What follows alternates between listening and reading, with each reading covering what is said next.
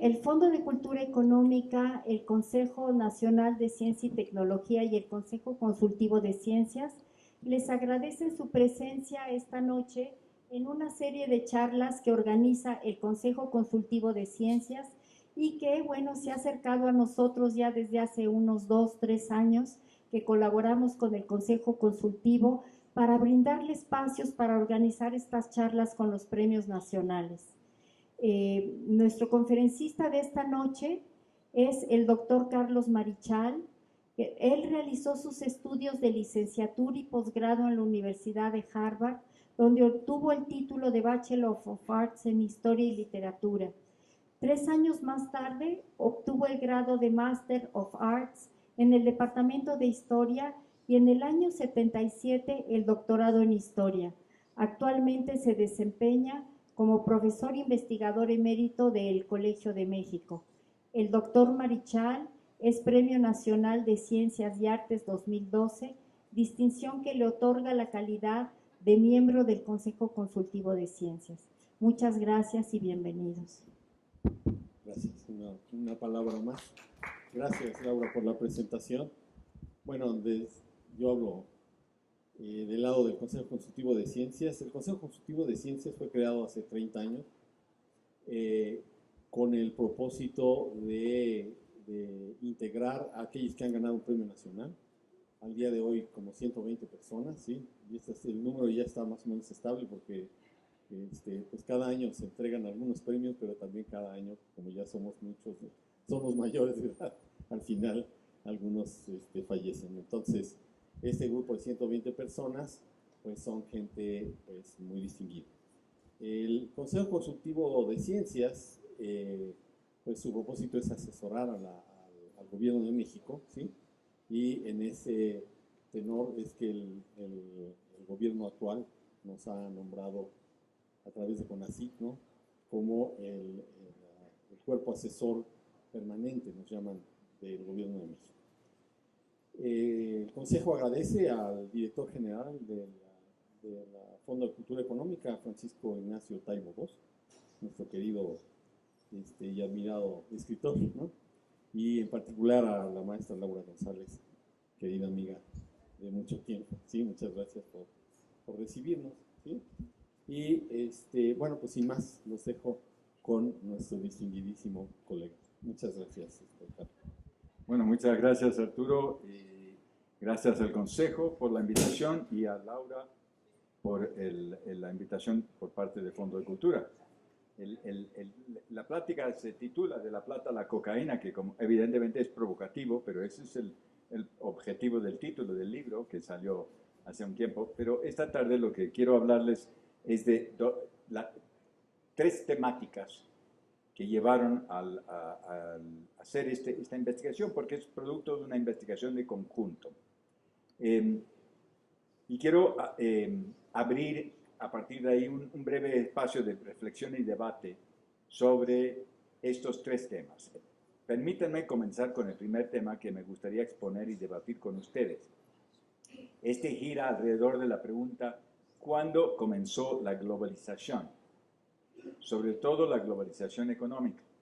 El libro trata los productos que salieron de América, que se exportaban desde el siglo XVI hasta hoy. Por eso, de la plata, el primer producto, hasta la cocaína, que es un producto reciente.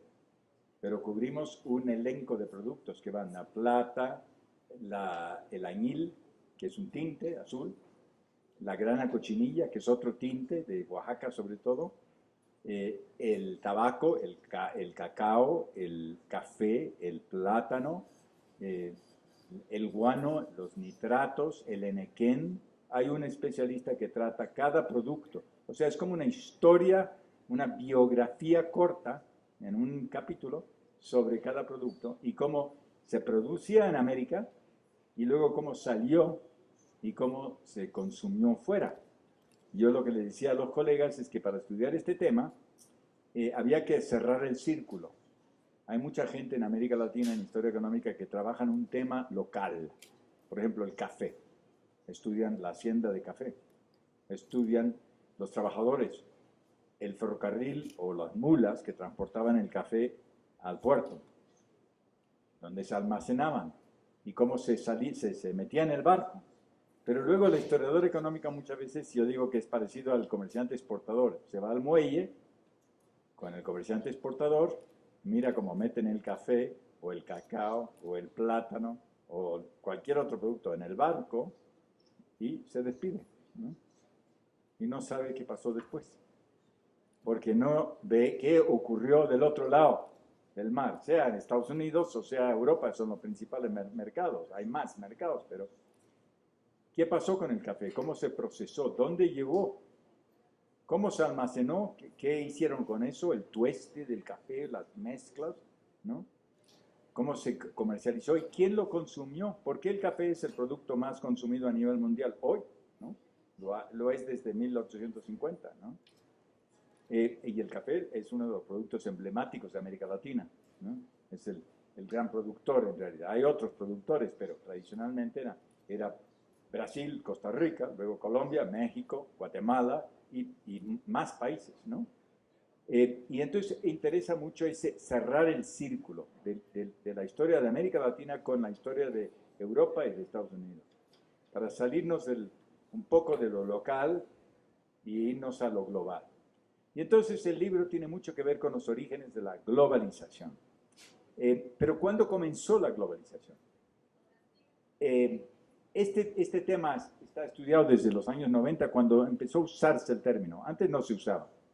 Se hablaba de la economía mundial, economía internacional, de la historia universal, de la historia mundial, la historia de Occidente, si uno quería ser más europeísta. Pero globalización empieza a usarse, está estudiado a partir de 1992-93, como palabra, término que se usa mucho, ¿no? Historia global también se ha convertido en un término común y una disciplina, y hay revistas. Pero, ¿por qué? Pues porque estamos viviendo la globalización, eso es lo que interesa de esto, ¿no? Y yo creo que ahí está el interés en parte del libro, que nos permite ver cómo América Latina contribuye a la globalización. ¿Desde cuándo? Bueno, la pregunta es, ¿cuándo empezó la globalización? A mí me gusta el trabajo de Christopher Bailey, que es un inglés que trabajó el tema y plantea tres etapas o modelos de la globalización. Habla de la globalización arcaica, o sea, que se refiere a eso, se refiere a la globalización más antigua, porque había globalización hace mucho tiempo. Por ejemplo, la globalización de los imperios, Roma o China, en el siglo I, ¿no?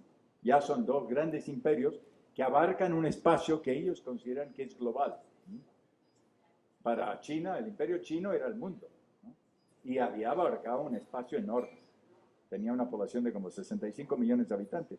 Curiosamente, Robert Seidel de Stanford compara y dice, Roma también tenía como 65 millones de habitantes, ¿no? Y era otro imperio, pero claro, el espacio era todo el mundo mediterráneo y un poco aledaños, ¿no? Ese es un tipo de globalización, digamos, político, militar, imperial, ¿no? De los imperios antiguos, que podemos aplicar a otros lados. Pero hay otro tipo de globalización, por ejemplo, el de las religiones. Las religiones globales. ¿Cuándo arrancan? Bueno, cristianismo, budismo, islam. O sea, desde hace 2000 años. Y es interesante observar que siguen siendo, desde muy pronto se convirtieron en religiones globales, al menos en el espacio que ocuparon ellos, ¿no? Y fueron muy rápido, ¿no? Piensen en el Islam, se empieza a difundir en el siglo VII y al cabo de un siglo y medio está llegando hasta España, la conquista de los árabes por España, y por el otro lado está llegando casi hasta Indonesia. Indonesia luego es islámico en una parte muy importante, claro, también hacia África, de la parte subsahariana, ¿no? Pero el Islam tiene una expansión increíblemente rápido y si lo piensan bien, era una globalización arcaica, muy exitosa, que sigue siendo vigente. Eso no ha cambiado. La impronta de esas tres grandes religiones. Hay otras religiones, pero estamos hablando de las más globales, ¿no? Globalización arcaica. Luego, Bailey dice, hay otra etapa, la protoglobalización. desde el siglo XVI al siglo XVIII. ¿Qué es protoglobalización?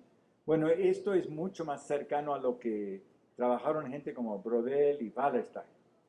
O sea, la expansión comercial, cómo ahí Europa juega un papel fundamental en expandir el comercio a nivel mundial, y los descubrimientos, o la época de los descubrimientos, contribuye a la globalización, protoglobalización.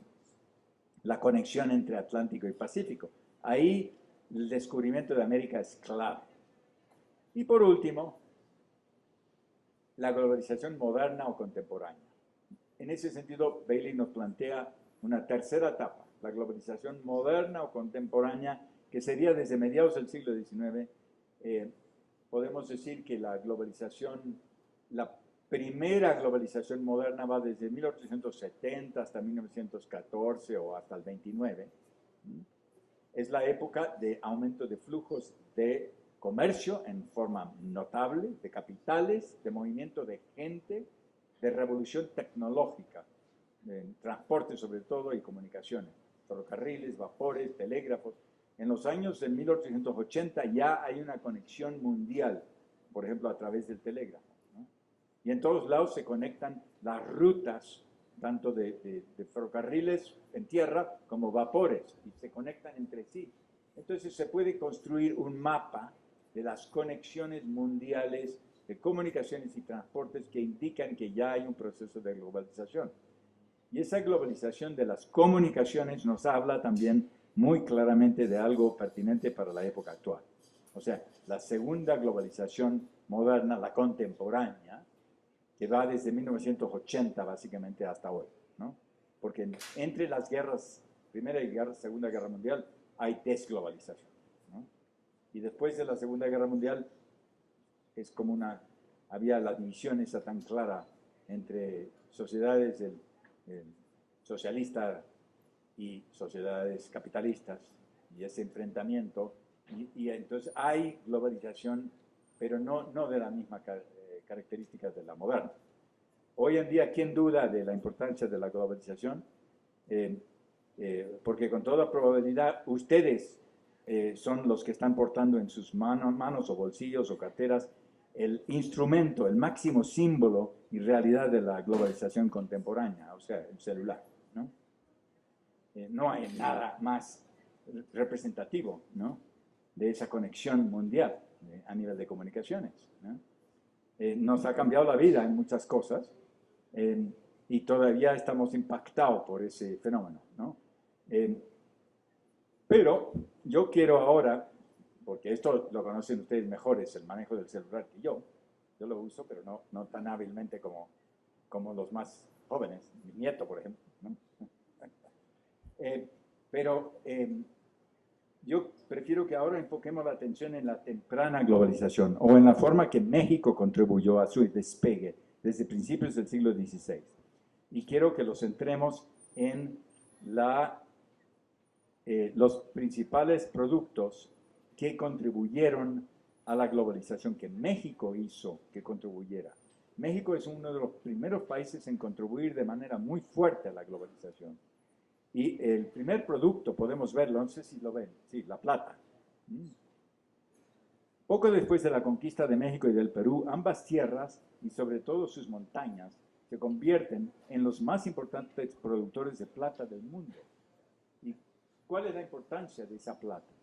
Pues esa plata es la fuente, es el origen de las monedas del comercio mundial, de la circulación monetaria mundial.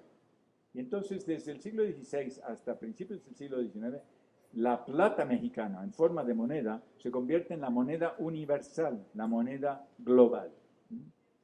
Es un tema que no está suficientemente resaltado. Hay muchísimas monografías publicadas por fondos sobre el tema, pero no necesariamente enfatizan esa problemática, ¿no? Estudian las minas de Guanajuato, de Zacatecas, de Real del Monte, etc., y abordan el tema, pero la realidad es que era clave la participación de México en la formación de la temprana globalización. Ya en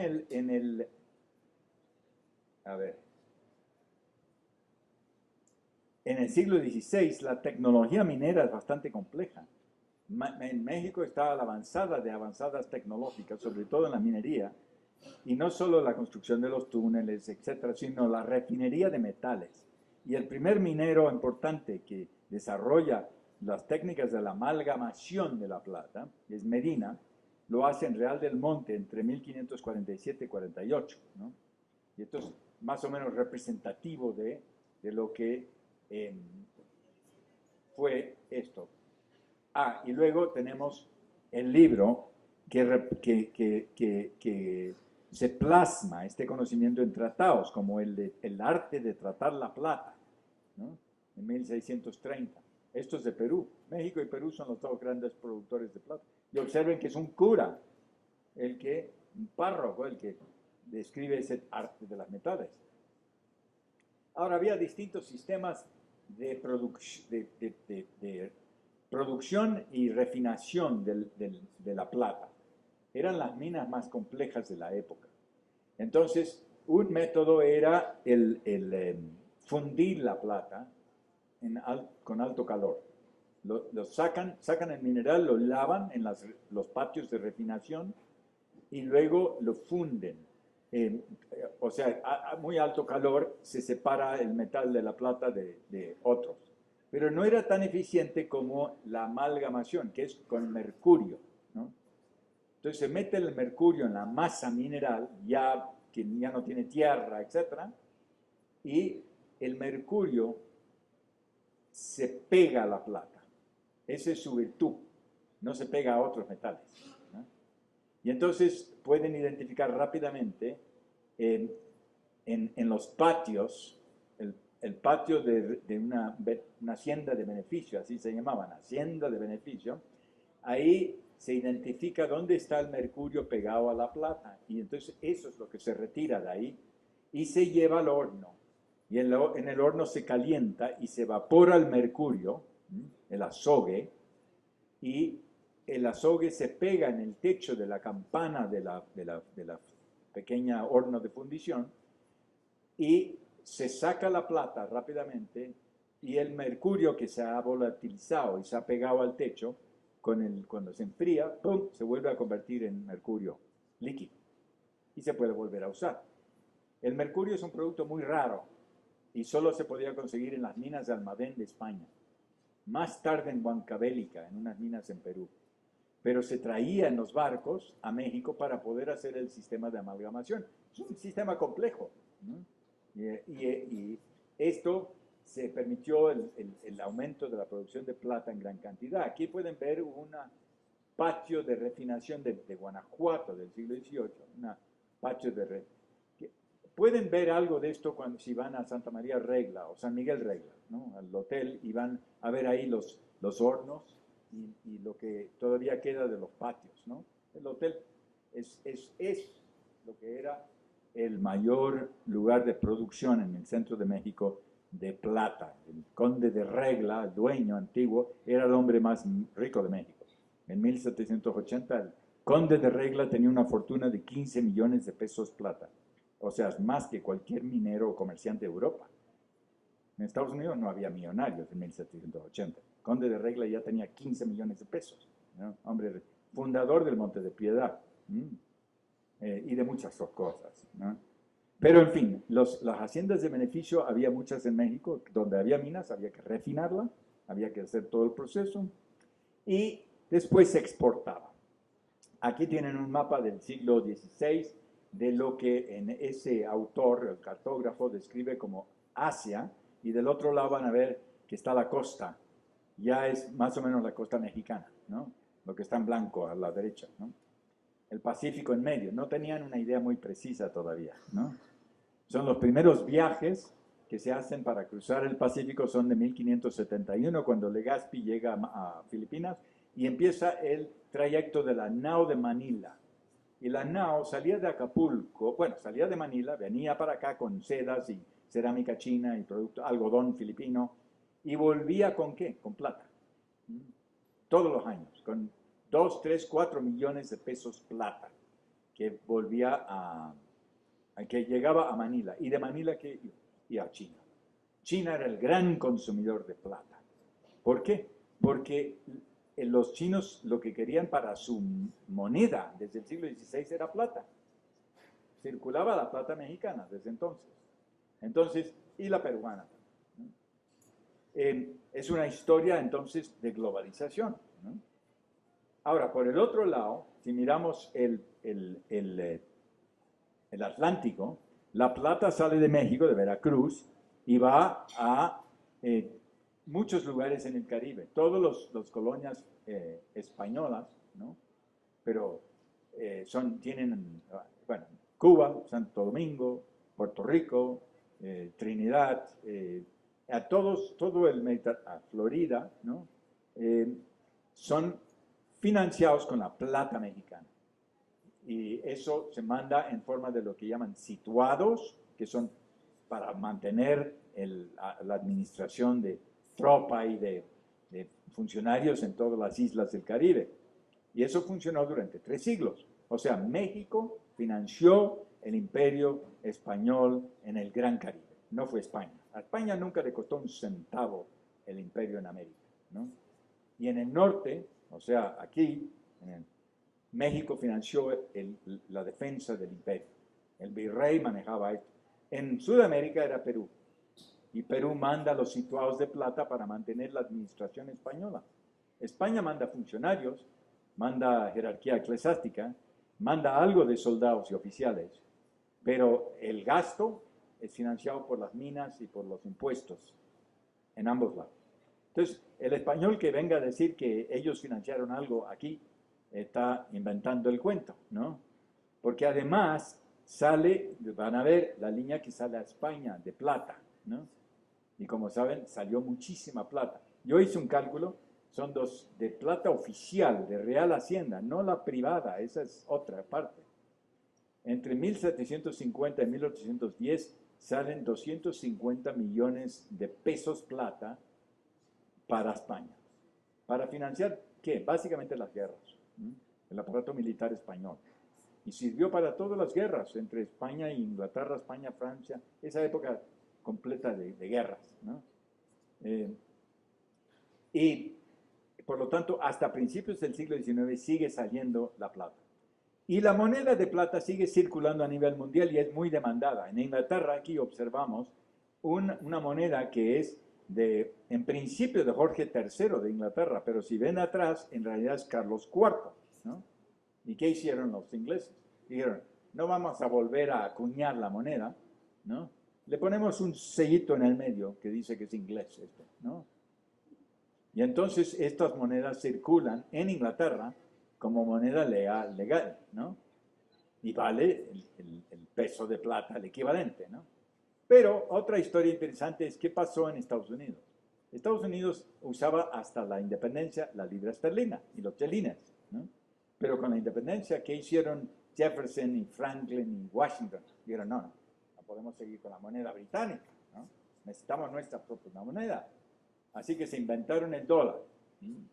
El dólar es una palabra que algunos dicen que viene del Thaler austriaco, pero no, viene en realidad, la realidad es que viene del peso de plata mexicano. Y esto lo pueden ver por los primeros billetes de dólares de los Estados Unidos impresos en los años de 1780, autorizados por el Congreso Constituyente, que dicen son pagaderos con pesos de plata acuñados españoles. Ahí yo no puedo verlo desde aquí, pero dice payable to the bearer in Spanish milled dollars. ¿Y qué eran Spanish milled dollars? Pesos de plata acuñados, españoles, no, mexicanos, porque España no acuñaba dólares ni pesos de plata, ¿no? Eran todos acuñados aquí en la Casa de Moneda, que como ustedes saben está detrás del Palacio, ¿no? Aunque hoy es el Museo de Culturas Nacionales, ¿no? Bueno, ahora otra historia también de temprana globalización, que es un poco más peculiar, que es la historia de la grana cochinilla. Y esta, aunque no es muy conocida, es una historia importante. La grana cochinilla, ¿ustedes saben qué es? El insecto este que crece sobre el nopal. El tamaño menos de la uña del dedo chico, ¿no? Y que tiene como un polvito blanco encima. Cuando miran el nopal muchas veces milpalta lo quieren eliminar, ¿no? Entonces me dijo una una mujer que cultiva la nopal en Milpalta me dice, no, ¿sabe cuál es la mejor forma de eliminar la grana cochinilla? No, digo, jabón Roma. Entonces lavan en Milpalta los nopales con jabón Roma y ya se le quita, porque eso lo ven como un parásito. ¿Qué es? El insecto tiene un pequeño piquito, entra y chupa, y se alimenta de eso, ¿no? Y la hembra, cuando ya está en la etapa de madurez de producir sus huevos, produce un tinte rojo increíble. Los machos no tienen nada que ver con esto, ¿no? No sirven para nada, más que para preñar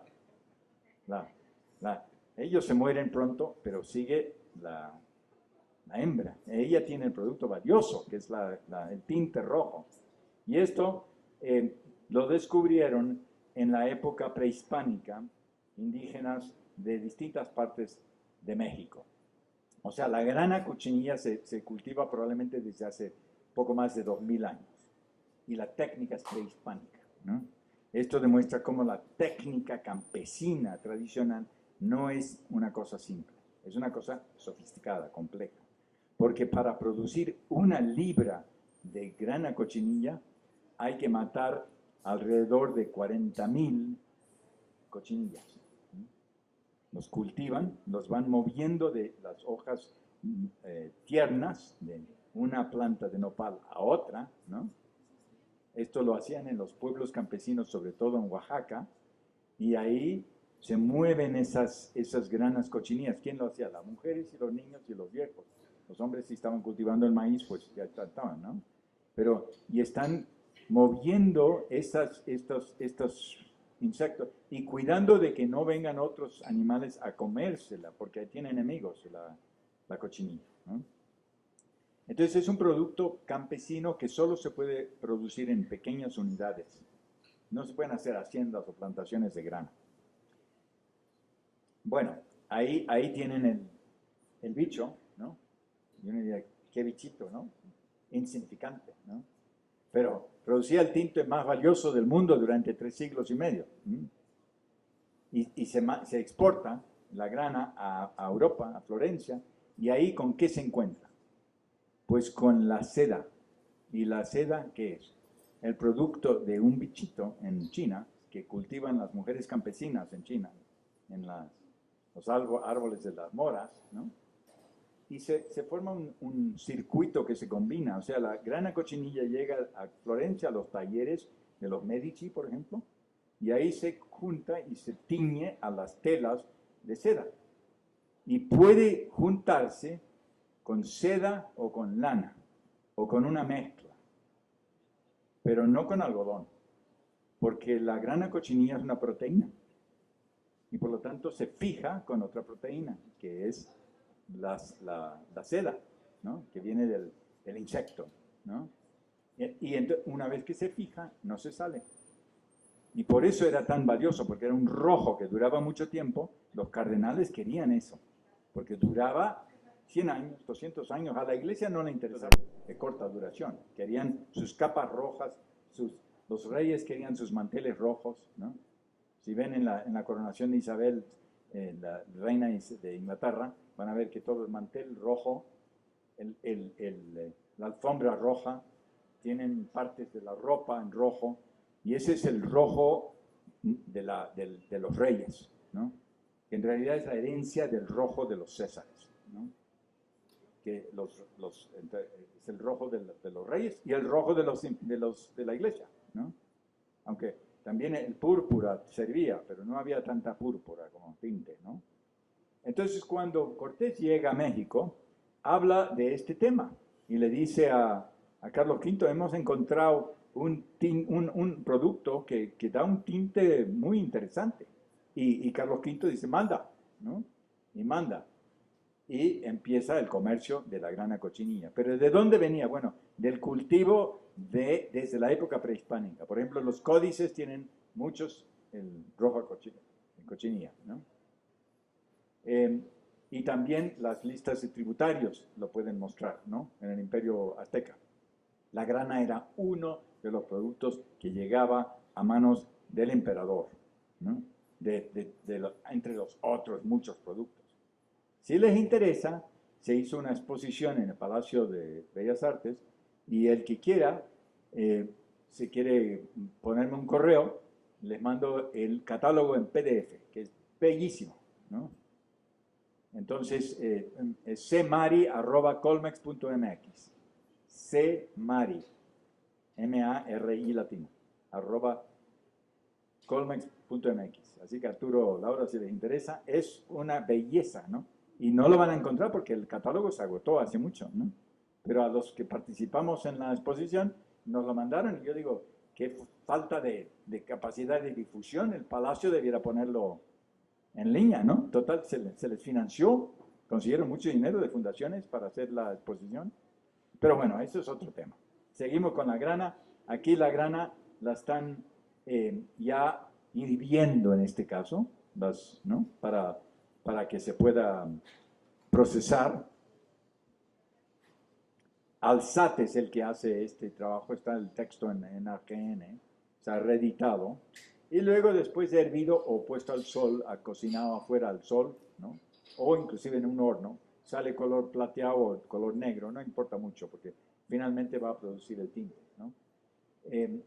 Y luego se empieza a procesar, a secar y empacar, ¿no? Hay que empacarlo, se hacen como unos tortillas, se meten como 12 en un aparato de cuero, un pequeño asunto de cuero, y eso se lo llevan los arrieros en mulas y se va a Veracruz y de ahí sale para, bueno, desde los pueblos indígenas en Oaxaca, a través del alcalde mayor y los comerciantes de Oaxaca o de Veracruz o de Ciudad de México, y luego se envía a Cádiz, ¿no? Llega a Cádiz o a Sevilla, desde el siglo XVI era Sevilla, ¿no? Era el gran emporio donde llegaban los productos americanos. Lisboa y Sevilla, durante los 3 siglos, ¿no? Total que ahí llega la plata, llega la grana, llega el tabaco, llega el cacao. Y de Sevilla sale a los talleres de textiles de lujo de Europa. Por ejemplo, aquí tenemos una pintura de Tintorero en Europa en el siglo XVII. Y él, como ven, está produciendo un tinte de color rojizo, ¿no? No sé si el color es perfecto o no, ¿no? O si por el PowerPoint no se ve.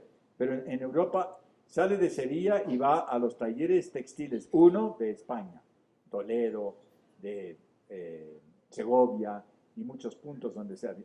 Otros salen de España, de Sevilla, y va a Florencia, y de Florencia a Venecia, y en Florencia producen los fez que usan los árabes, los turcos, ¿no? O islámicos, ¿no? Esos son gorritos rojos. Los producía Venecia. Tenía talleres y lo tenían con grana cochinilla, de México, ¿no? Entonces todo el mundo islámico estaban llevando sus pequeños gorritos que no sabían que tenía grana mexicana, ¿no? Sale también a Inglaterra, hay muchos talleres, a Flandes, a Ámsterdam y al norte de Europa. Entonces, la grana se convierte en un producto global, que en todos los talleres textiles de Europa y de otros lugares, inclusive llega a Japón y a China, la grana. Entonces, es un producto global, una mercancía global, ¿no? Ahora, aparte del textil, que era el uso principal, también los pintores encontraron que era muy útil. Y entonces tenemos cuadros de Tiziano desde 1540 y pico. O sea, 20 años después de la conquista de México, Tiziano está pintando con grana cochinilla de México, porque ha encontrado que es el mejor tinte, pero con distancia, ¿no? Y entonces no hay competencia. Tenemos otro retrato de un Tiziano, también con el rojo ese. Pero aparte, hay muchos otros tipos de muchos pintores. Rembrandt usaba pero siguieron hasta época reciente. Van Gogh usaba mucho la grana mexicana para tinte, ¿no? Volviendo al tema, los telas más ricas de los palacios eran teñidos con la grana.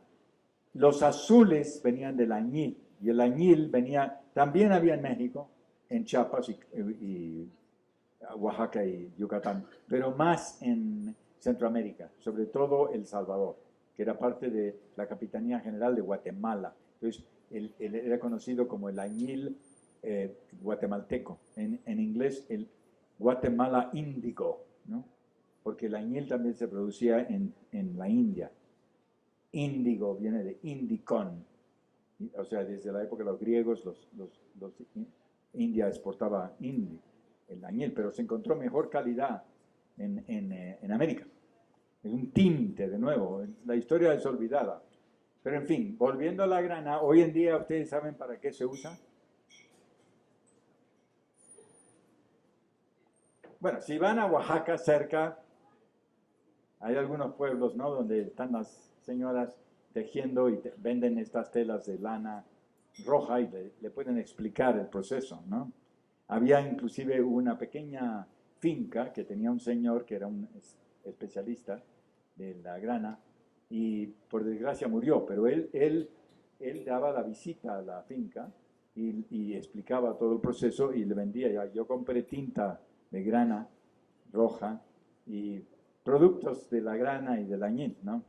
Pero no hubo mayor interés en el asunto, él se murió y ahora no sé cómo se va a recuperar, pero hay cultivo de la grana en Oaxaca, aunque Perú produce mucho más hoy en día.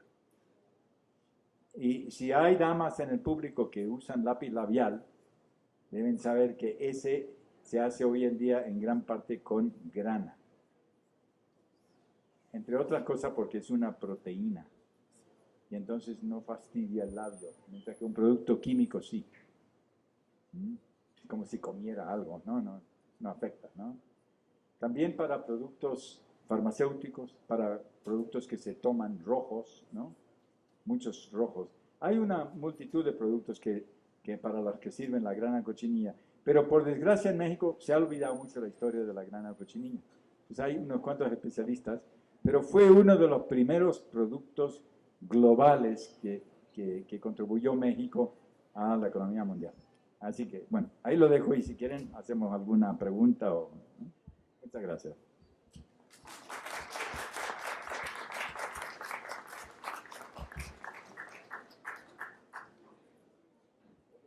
Sí.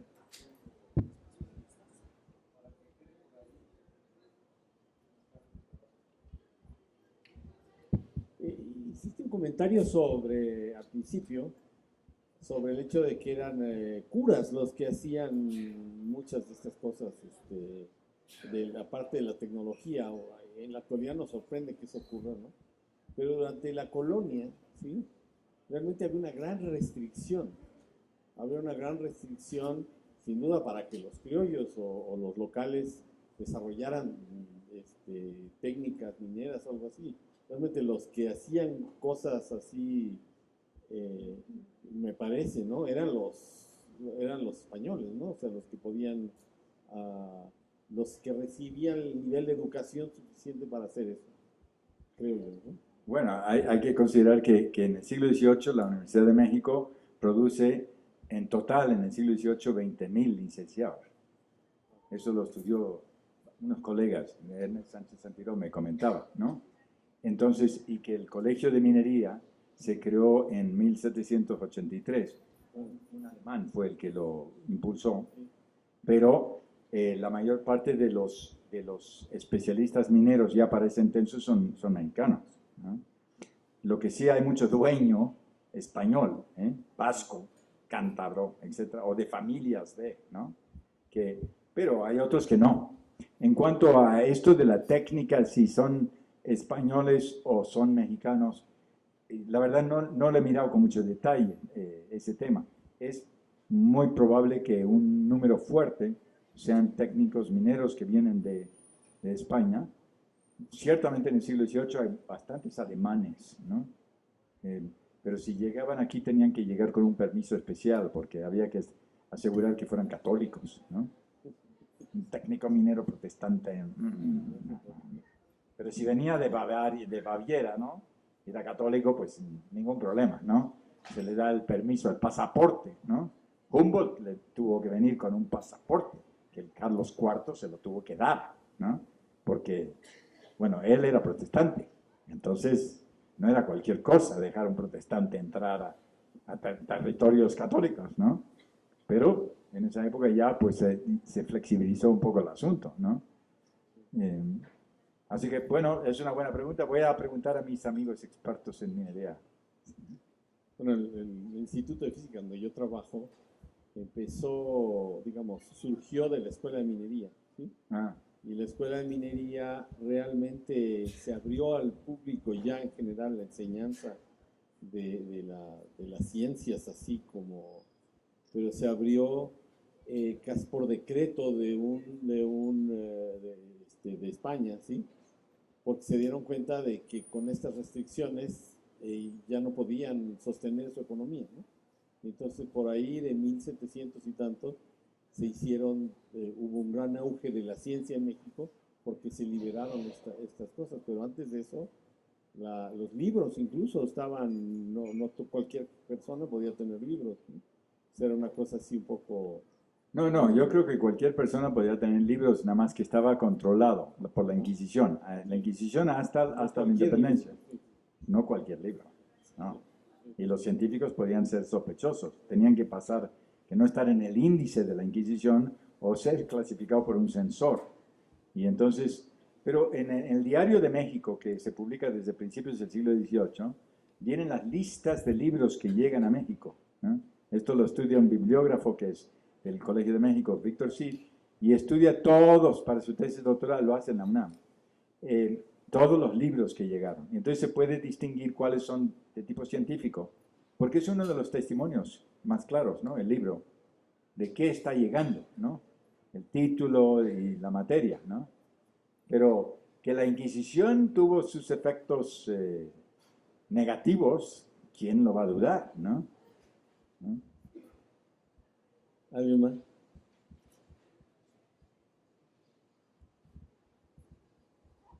Buenas noches. Mi pregunta va bueno, ya del lado de los historiadores económicos, que siempre Sí. tenemos que buscarle ahí. Sí. El lado de la industria, si a diferencia, por ejemplo, de la industria minera, donde miles de trabajadores morían por el mercurio, del lado de la grana cochinilla se dio un cambio hacia una manufactura más sofisticada, más allá de la recolección y de toda la industria que se empezó a dar a partir de la demanda en Europa y en el mercado del arte. O si se empezó a expandir hacia otra, o cómo fue el declive. No, en el caso de la grana es muy curioso, porque desde el siglo XVI hasta hoy es un producto que producen campesinos, lo cultivan en pequeñas parcelas. El cultivo en el nopal es tan particular que no es posible hacerlo en gran escala. Pones una plantación y al poco tiempo tienes todo tipo de bichos que se comen el nopal, la grana, ¿no?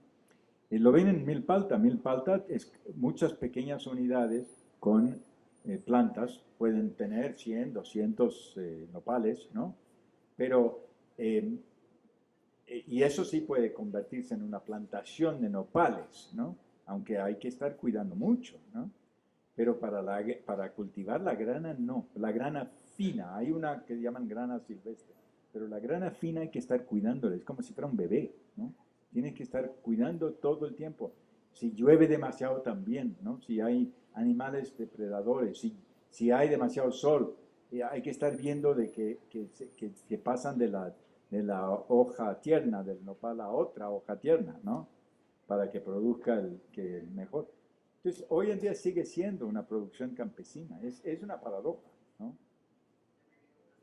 Que sea esa continuidad. No sé cómo es lo de la seda. Si la seda se produce pero en Europa se trasladó y se empezó a cultivar en grandes cantidades desde el siglo XVI, en Italia, en Valencia y en Francia. Entonces Lyon, Valencia y Milán se convirtieron en centros de producción de seda, ¿no? Porque trajeron las moras de China, ¿no? El bicho y lo empezaron a cultivar. Ahora, seguía llegando la seda china también, ¿no? Era de muy buena clase. Pero todo este tema es un tema muy pertinente de la historia de la tecnología, que no es el campo más estudiado en historia económica. Aquí David Pretel les puede confirmar eso, ¿no? Si yo le pido y le digo, ¿es el campo más estudiado de la historia económica, la historia de la tecnología?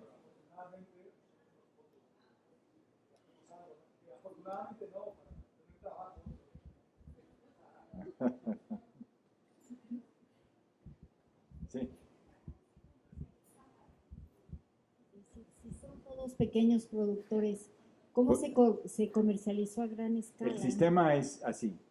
Cada productor produce una cantidad X de libras por año, ¿no? El comerciante local se vincula con el alcalde mayor.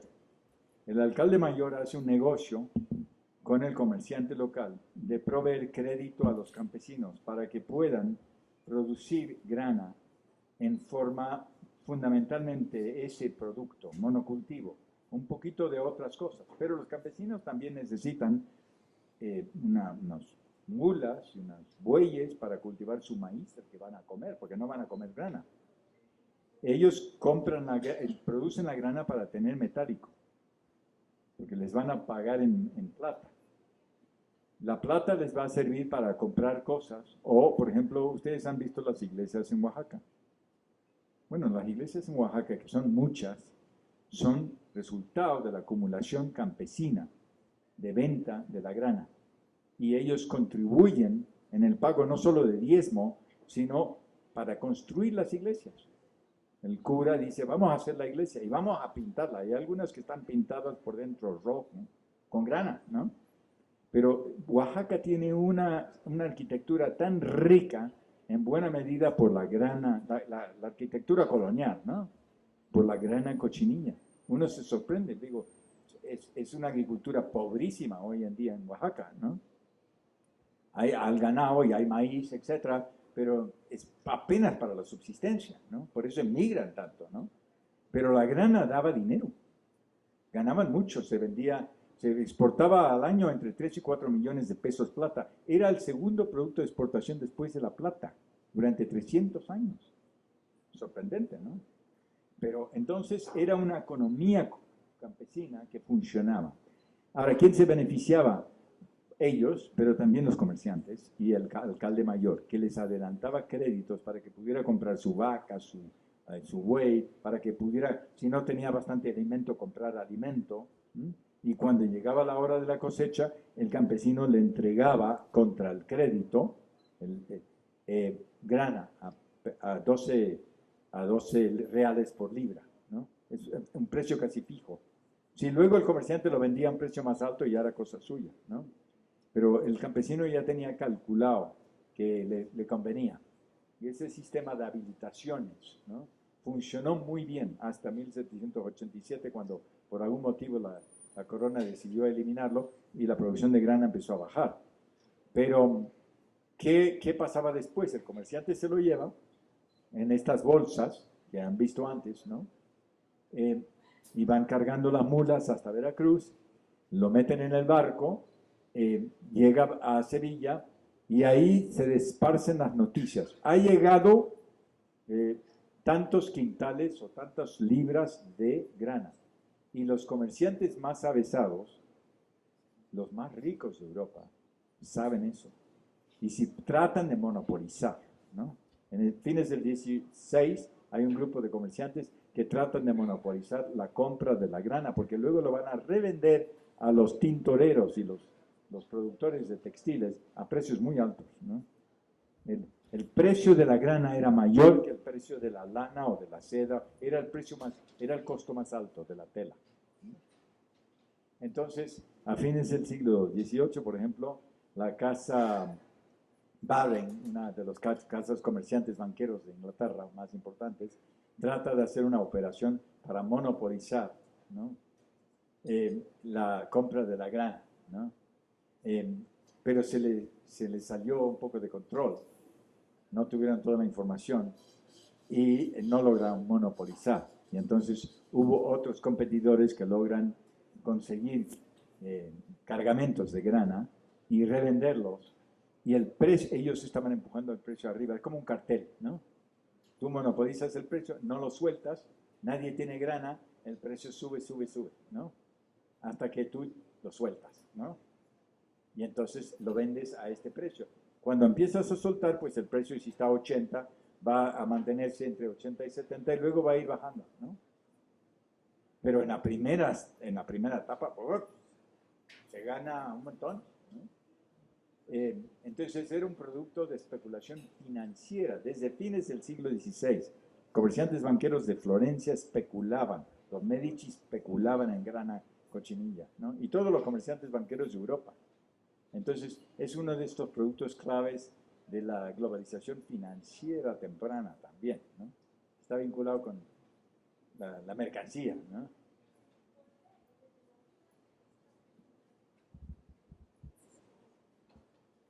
Pues lo dejamos ahí, ¿no? A ver. La droga, ¿no? Yo en realidad, sí, yo vine por la droga. La coca, pues aquí tengo mi coca. No, a lo mejor ya no da tiempo, pero, Bueno, pero la coca haremos otra, ¿eh? Sí, ya tiene bastante, me imagino, ¿no? ese ya no tiene coca, ¿no? No, no, Pero al principio sí, no me consta. ¿no? Pero eso sí es muy interesante de Gutenberg. Hago un comentario así rápido, ¿no? La cocaína. El que hizo el ensayo para el libro es Paul Gutenberg. Trabajó Perú, trabajaba la coca, como yo les comentaba antes, para trabajar en la altura, en las minas, mascaban coca los campesinos, los mineros bolivianos. Lo siguen haciendo. El té de coca es lo clásico en el altiplano andino, ¿no? Y no solo en Bolivia, también en el altiplano argentino y peruano, ¿no? El té de coca, ¿no? Y da estímulo, ¿no?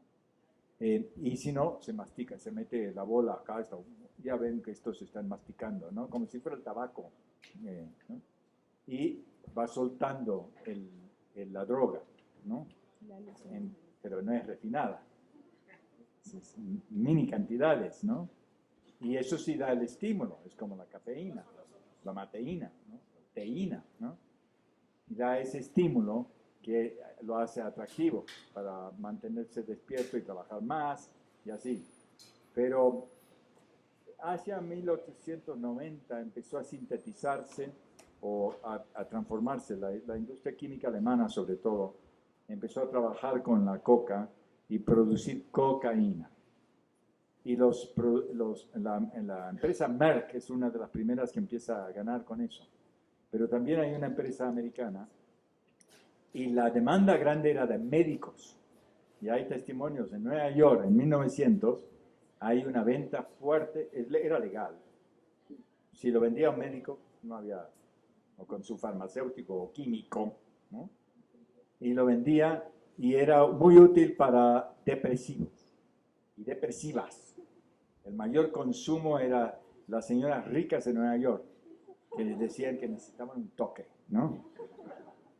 Pero decían que era porque estaban deprimidas, ¿no? Ellas sabían que quizás estaban deprimidas o quizás no, pero venía muy bien, ¿no? Y entonces se vendía legalmente hasta 1914, ¿no? Para fines médicos, ¿no? Y efectivamente algunos usos médicos tuvo, ¿no? Y después ya con la prohibición del alcohol empiezan a perseguir también la venta de la droga y luego en los 20s y 30s vuelve al mercado como producto, entre comillas, médico, y Merck lo vende, y también en Japón. Pero ya como el 37, 38 empiezan a imponer restricciones y controles y se vuelve una droga ilícita. Y ahí es cuando viene el gran problema, ¿eh? Porque empieza ya a convertirse en una droga del crimen organizado, ¿no? Y de ahí al real.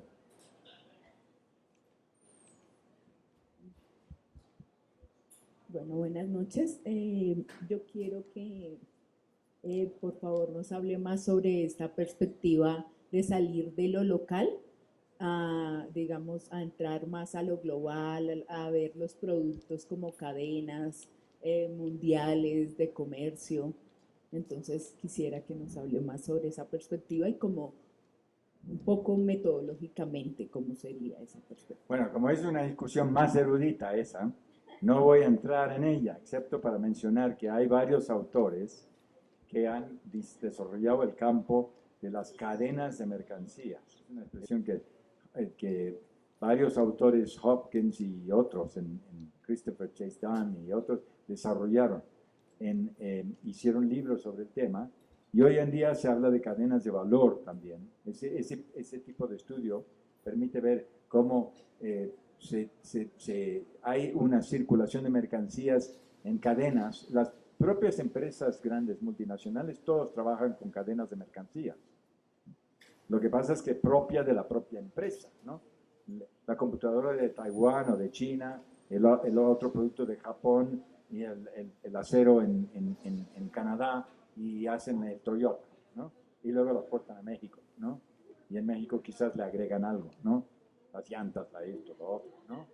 Pero son cadenas de mercancías propias de las compañías globales, porque si eres una empresa global, nunca vas a producir un producto solo ahí. El otro día alguien me comentó que, la secretaria de Economía, Graciela Márquez, y estábamos en una conversación con gente, y dice, no, pero los coches que se fabrican en México es peculiar, pero van 7 veces de aquí para allá, de Estados Unidos para acá, luego de allá para acá. No entendí qué exactamente es lo que se mueve, ¿no? Pero dijo de 7 veces, ¿no? Entonces, es muy compleja el elaborar los automóviles modernos, ¿no? Y hay productos que están llegando de Asia también. Entonces, eso, si quiere más información, la introducción del libro y las conclusiones dan algunas perspectivas, y varios ensayos son especialmente útiles. Los míos no tanto, porque yo hice plata y grana, ¿no? Pero los que trabajaron el caucho, ¿no? El enequén o el salitre, hacen unos diagramas buenísimos, y ahí se ve un poco la teoría del commodity chain, ¿no? Y eso es pertinente para la época contemporánea.